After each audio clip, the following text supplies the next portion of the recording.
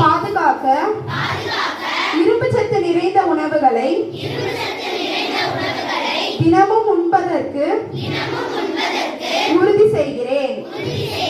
பச்சை கீரைகள், பயறு வகைகள், முட்டை, காய்கறி, பழங்கள் ஆகியவற்றை உணவில் சேர்த்து இரத்தச்சத்து குறைபாட்டை தடுப்பேன். உடற்பயிற்சி செய்து சுத்தமான தண்ணீர் குடித்து நல்வாழ்வை பேணுவேன். என்னையும் என் குடும்பத்தினரையும் இரும்பு சத்து குறைபாடு இல்லாத